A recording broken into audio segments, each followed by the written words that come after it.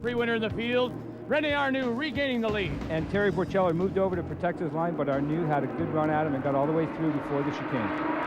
Coming on to the front straight, Laporte still with him. And now looking, you can see Arnoux checking the mirrors, taking the outside line as they'll go into turn one to the outside. Here comes Borcheller. Borcheller tries the outside line. If he can stay there, he'll get the inside line through the center curve. And he does.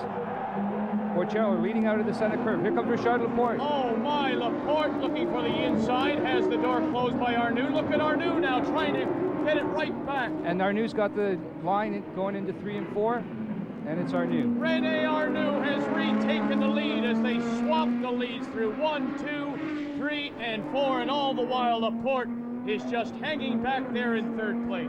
You know, Vic, you have to wonder what's going through the minds of Terry Borcheller and Richard Laporte dicing out there at the Canadian Grand Prix with a Formula One star like Rene Arnoux. And all the while, a great battle going on just back there. The yellow and green new Beetles of Lafitte and Lachapelle. Here they come. Jacques Lafitte trying to hold off Lachapelle, who has been an automotive writer for many years in this country and is the best of the journalists. Under braking here, going into 8 and 9. Has he got away by? No, it'll be Lafitte to hold him up. But he certainly looks like he's got Lafitte worried. Heading down towards Casino, and now it's Borcheller and Laporte. You saw them going side by side. Here they go into the Casino bend, and it is Laporte who's gotten by to take over second place. And Richard Laporte goes into second place, and now he'll put his head down and chase down Rene Arnoux. Remember, it's a 25-minute timed race around the Circuit Gilles Villeneuve, 4.421K. Another look inside. Here comes Laporte. And you can see Terry's good about it, leaves him a lot of room, and allows Richard to get by.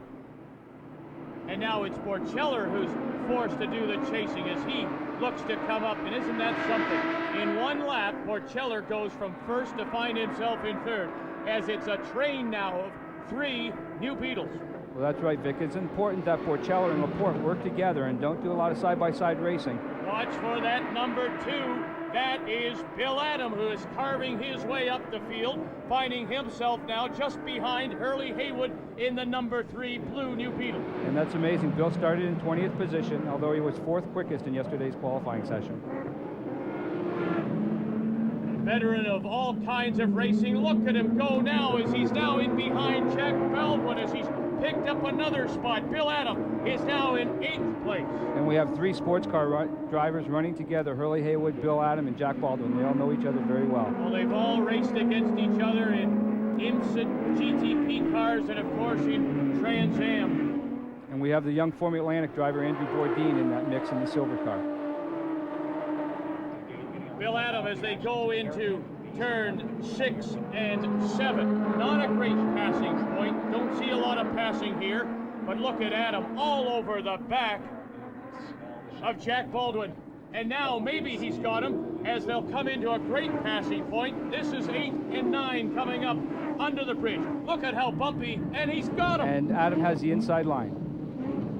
Bill Adam, who started 20th and last, now finds himself in 7th position, and the road racing experience paying off. But look at this. Here comes Baldwin looking to get to the inside as they go into Casino. And it looks like Baldwin's got him up the inside. And Bill's going to stay on the outside around the hairpin, side by side. You don't see that very often. Let's see who. It looks like a formation lap as they come out of Casino. It's Adam. Oh, and he got it right back as we ride along with Brian Redman as he's going up the back of Marc Lachapelle. That wasn't very nice, was it? He was trying to block me off, the bastard. As we look back, and again, look at this back. Jack Baldwin has taken the position back from Bill Adam. Wonderful racing in the new Beetle Cup. Victor's racing all the way through the field, and I think that's what the fans came to see. Jack Baldwin leads into the line. This is the battle for 7th, 8th, and 9th. Doug Kott is in the red new Beetle as they come into turn 1, and Adam's going to try the inside line and's got him. And it looks like Doug Kott wants to follow him through. Bill Adams now in 7th place as he makes his way up and runs through the 6-speed gearbox. You have to wonder how Doug Kott feels finding himself surrounded by legends of sports car racing. TSN's coverage of the new Beetle Cup continues from Montreal.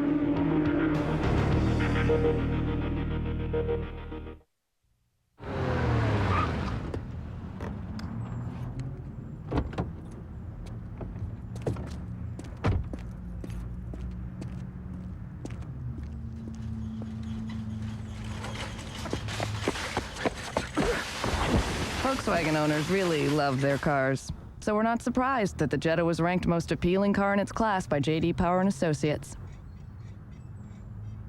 I'm okay.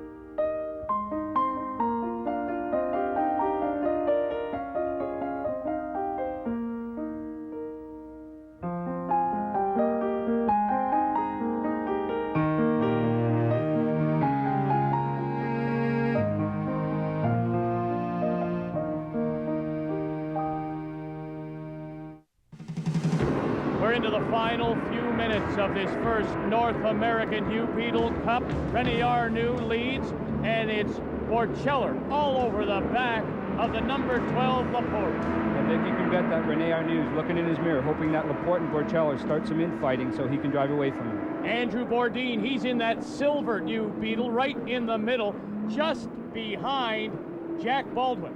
Bourdin finds himself in 13th position. The number 21 just going into turn 1. That's Doug Kott. Remember, he started on the front row. And he's got 3-time 24-hour Le Mans winner Hurley Haywood right behind him. But the man who's made the biggest moves is the yellow New Beetle.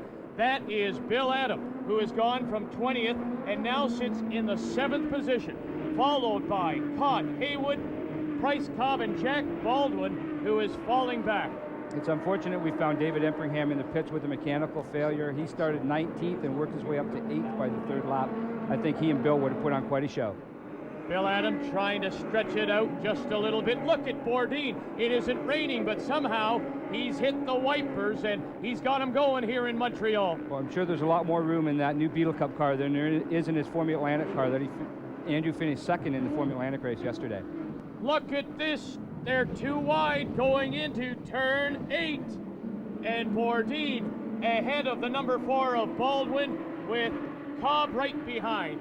And Bourdin's still got his wipers going. He's probably searching around for the wiper switch. And he's found it now. And we've got damage on one of the green New Beetles. So we have an incident here as Bourdin, look at that, Baldwin never gives up, looking to the inside, coming through Casino. And Andrew left him one car width at the apex, not to squeeze him too tight.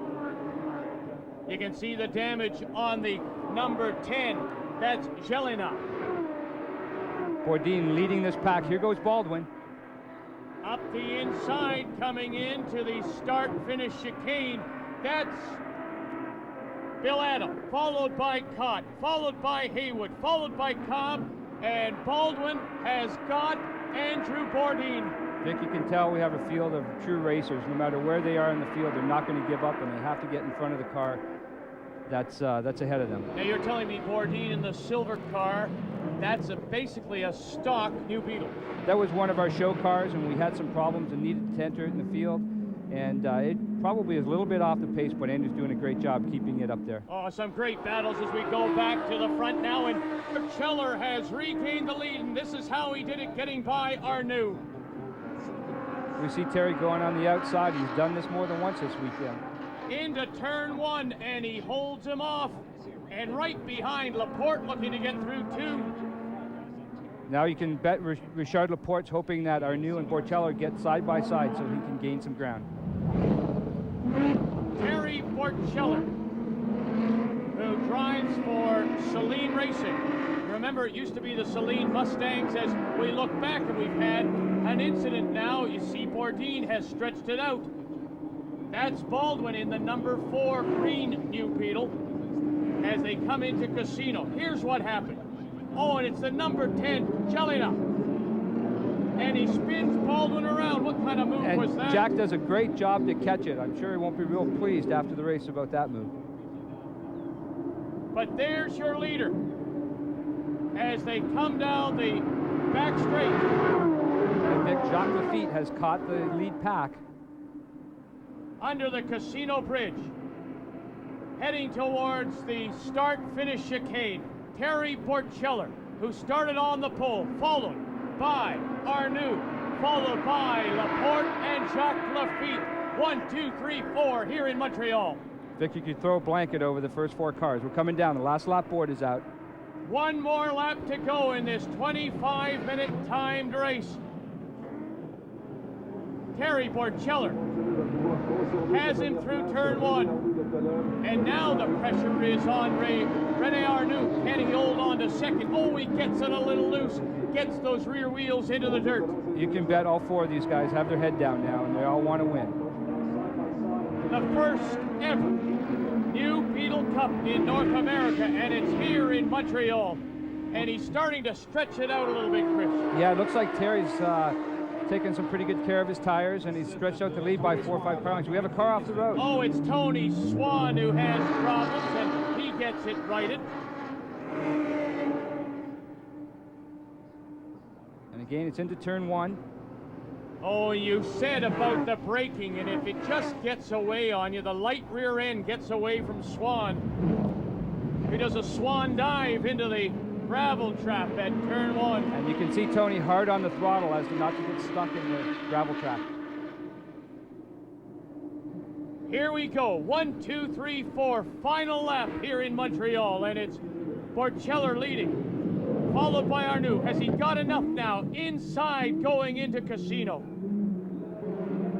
Not enough. Now he has to get the power down. Yeah, they're trying not to get any wheel spin coming out of the hairpin and get all the power to the ground. And you can see Brian Redman holding off Marc Lachapelle. That's 5 and 6. And Brian Redman got some wheel spin. You can see the inside front tire spinning as he exits the hairpin. Brian Redman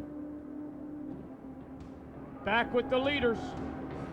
And Chris, Arnoux is giving it one last try. And Borcheller's protecting his line. Arnoux tries the long way around. Borcheller managed to hold him off. And the pole sitter, Terry Borcheller, will lead them to the line. Here's the checkered flag, and he is the winner of the New Beetle Cup in Montreal, followed by Arnoux, Laporte, and Lafitte. Well, I'm sure this has made Terry's day and the trip home from France well worth it. Redman and Lachapelle. What a race here in Montreal.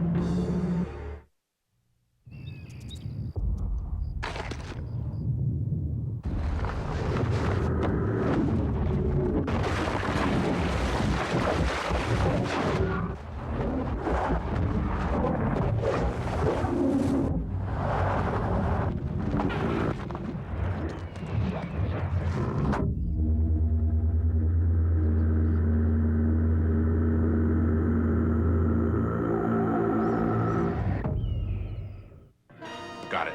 Breakaway in progress. Shots fired. Time to find out. Position, il y a 2 Suzuki, il y a une Ducati, il y a une Honda, il y a une Kawasaki.